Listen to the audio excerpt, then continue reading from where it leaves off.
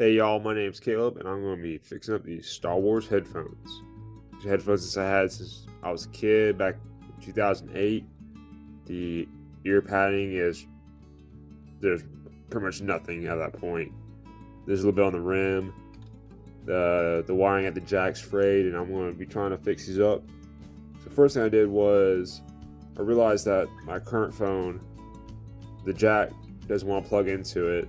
Doesn't want to sit flush in it, so either way I have to replace the jack.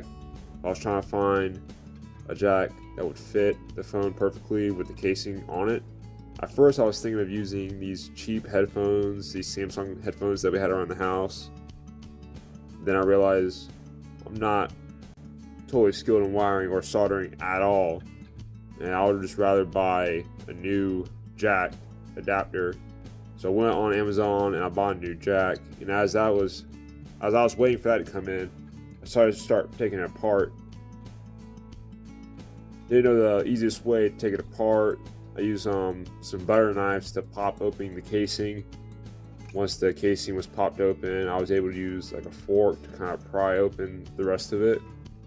During the process, I did chip this like gray chassis that holds in the paper that says Star Wars in it, and also holds in the actual clip for the ear on both of them. One, like, it completely broke off, one part of it. The other part, it was just bent. As you can see, the plastic film that was protecting the paper like all these years is like scratched to heck, like deep scratches. At first I thought I could like sandpaper it out with like 2000 grit sandpaper.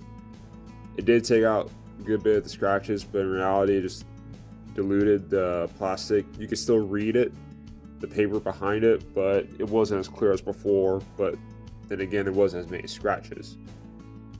And after taking it apart, so I decided to sand all the pieces, because I wanted to not only re-spray paint it, but paint a different color, make it more rustic, kind of like still kind of looking worn out. So after sandpapering all the pieces, went outside, took some Rust-Oleum.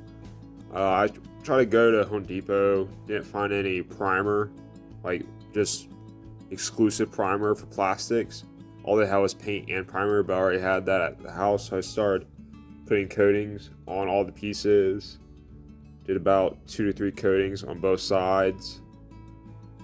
This is what it looked like after I think the first 2 coatings. And then after a while, I used some leftover copper spray paint that's actually used for metal. I used that for the actual ear clip, because I don't know, just what I wanted to do. And then after that, I took some sandpaper and I started sanding away some of the paint to expose the already gray plastic to make it look like it was still kind of worn. Then the jack came in. So the new jack, first mistake is, especially when you're soldering a piece of metal, don't have the plastic sheath still on it, because it will melt. I mean, it came off easily, but that was my first mistake. Second of all, don't buy this jack if you have no experience in soldering or what you're doing, because I did not, and it was just a whole bunch of trial and error. First of all, don't use soldering wire that's made for brass pipe that's like thick as heck, that won't melt on the soldering iron. And if it does, well, it will eventually after you hold it for a few seconds. But then it becomes a big gloop on your jack if you're doing your jack here, and it just was a mess. They sent 2 jacks in the packaging, and they messed up both of them. Trial and error.